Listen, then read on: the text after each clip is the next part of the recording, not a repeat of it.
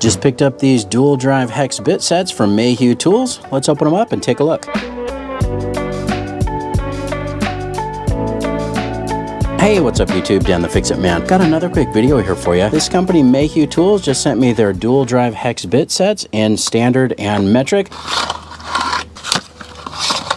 So it's an 11-piece metric here and a 10-piece standard. And you can see that they are labeled very well on either side. Now these are made from S2 tool steel with proprietary heat treat for superior strength and durability. This is a titanium nitride coating. That's that gold look that you see on here, but that adds strength and wear resistance. And they all come on these color-coded bit rails here. Now the reason they call this dual drive, if you look carefully, you can see that there is a hex on the outside here. This is the 6mm, but it also has this 1/4 inch insert for a 1/4 inch anvil, for example, on a socket wrench or a ratchet. So if we put this in here, you can see that you can use that just like you would a regular socket. And that's already very low profile compared to some of the others here. This is another 1/4 inch drive, 6mm, just so you can see there is quite a difference in the overall depth. Just to give a quick comparison here on the Mayhew, we're 0.75 inches or 3/4 of an inch, which is exactly what it says on their site. And then this one, this is made by EP Auto, and we're at 1.46 inches. Huge difference there. Even with a 1/4 inch ratchet attached, this is a really small, low profile, long handle 1/4 inch ratchet from Astro Tools, but even with the quick release button on the back, we're at 1.2 inches with the ratchet attached. If you need an even smaller profile, you can use these with a regular 11mm wrench, whether it be the open end or the box end. It fits right in there, and that gives you an even lower profile. Also, here's an 11mm gear wrench, ratcheting wrench. If we put that in there, that gives you an even lower profile than with the ratchet, of course. Looks like with this one here, we're at 0.81 inches. And you can get in some really tight areas with something like that. Pretty cool. Now it doesn't really stay in. These don't have any detents or anything like that, so it's not going to stay in your wrench. They do sell some other tools that you can plug into the back, but you'll lose a little bit of that clearance, and that's probably something I'll talk about in an upcoming video. I also want to compare this to what I was using, which is this right here. This is a 3/8 drive Allen socket, so look at the difference. And then of course we have to use a ratchet on this one. Even one of my smallest 3/8 drive ratchets, which would be this one here, compared to this, I mean, that's just, look at the difference, just no comparison. If you have a really tight access situation, I mean, again, nowadays we run into that a lot more, where this is all I really had in the past, or of course you could just use a standard L key Allen, but this is going to be even tighter. That's really an amazing low profile for tight reach or tight access. I just grabbed another one here. This is a Pittsburgh or Harbor Freight version, and then here's another one. This one here is a Napa, 1.85, 1.86.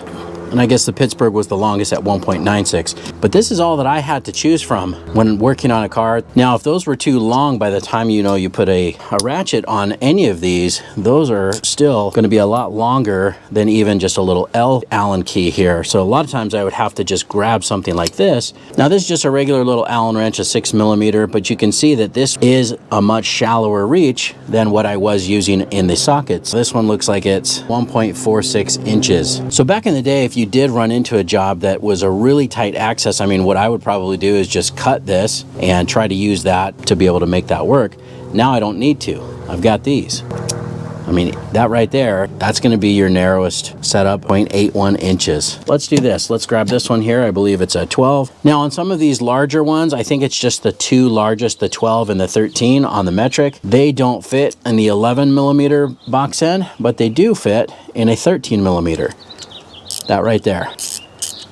Size on this should be the same. Yep, 0.75 or 3/4 of an inch. Let's just, for kicks, compare that to one of the others. So this again is a 12. Let's grab a 12mm here out of this set, and we're looking at, yeah, huge difference. 1.88, and that's before putting a ratchet on this one. So the tightest access that I could have done before on this one, over 2 inches, 2.35 inches. And now that I have this set with the gear wrench, box end wrench, 0.78 inches. that is definitely going to save you in certain situations depending on what job you're doing or what you're working on. Let's take a look at the standard set here as well. Same designs. These are all the same exact height of 0.75 inches or 3/4 of an inch, and you'll still be able to use, of course, that 1/4 inch drive to use them on a ratchet. And you can use the 11mm wrench, or, you know, since this is a standard, if that's what you mostly work on, you can also use a 7/16 open end or ratcheting box end wrench, which that's what this one is here. This is a 7/16 by Gear Wrench.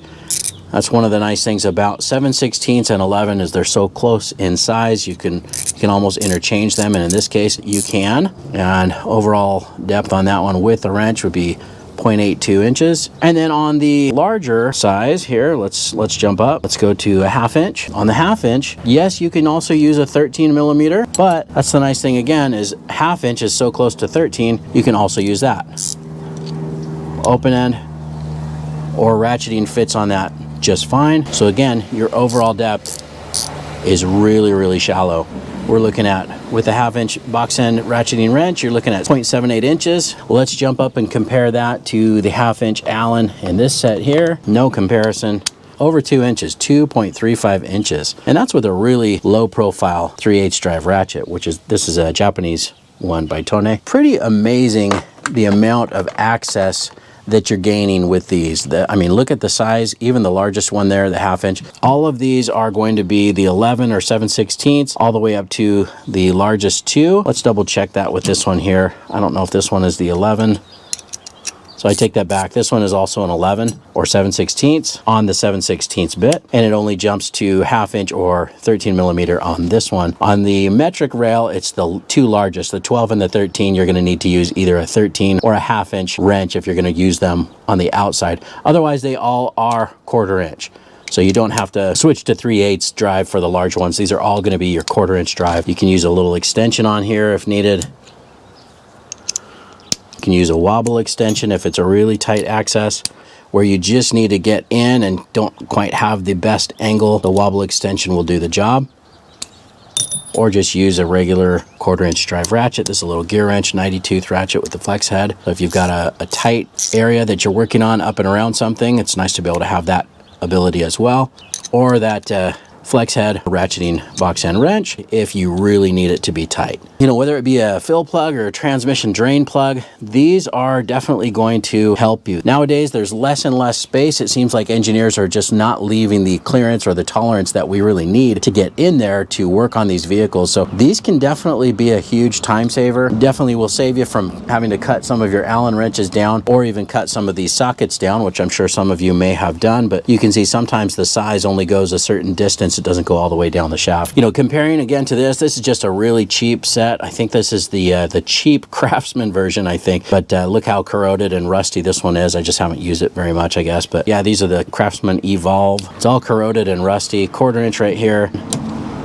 Night and day difference. And we've got that titanium nitride coating, which not only adds corrosion resistance, but also adds strength. Just no comparison on the overall size. The size was the real reason that I was interested in these. Now, sometimes these aren't going to be an end-all type of solution. You know, you might still be able to get a job done, for example, if you didn't have these, but these might save you enough time and prevent you from having to take apart other things, you know, take off other parts just to get access to what it is that you're working on. Again, some of you might only have these Allen wrenches. Even then, really, it's about half the depth of this L-shaped Allen wrench, which is traditional. I know a lot of you might only have these, but that's what we all started with. Now that they have these Allen sockets, they sure are handy, and you can use, you know, an electric ratchet or a battery-powered ratchet and zip stuff off pretty quick. And of course, now with this, I've got the ability to get into some really tight access spaces and get the job done. That's pretty much it. They do say on their website, professional grade, quality made, and I have to agree. These look like very good quality tools, and I'm really happy to have these in my toolbox. I'm sure there's going to be a situation where this is going to help me out big time. Now, Mayhew also sells a triple square design, which is very common on European vehicles, a lot of Volkswagens and Audis. They also have a Torx in the dual drive and a low profile Phillips in the dual drive setup as well. So it has the hex on the outside along with that 1/4 inch drive in the back. And I'm really happy with these. I'll probably pick up those other sets as well. If you look at some of the reviews on these tools along with the Torx and the triple square, you will see that there are some people that say these are a must have. Now, I know there's some other low profile hex bits out there, but most of them do not have the hex on the outside so that you can also use a box end or ratcheting wrench. I really think this is the lowest possible profile that you can get on a hex bit, other than going with some micro ratchets where you just have a little bit that is an insert that goes through, and those are going to be on smaller sizes and very low torque applications. But something like this is a professional grade tool. This is something that you could use in a shop. You know, for the average DIY guy and you don't do too much stuff, I mean, it might make more sense for you to modify a tool or cut a tool in half and only use it the one time you might need it. But if you're in a shop or you're doing,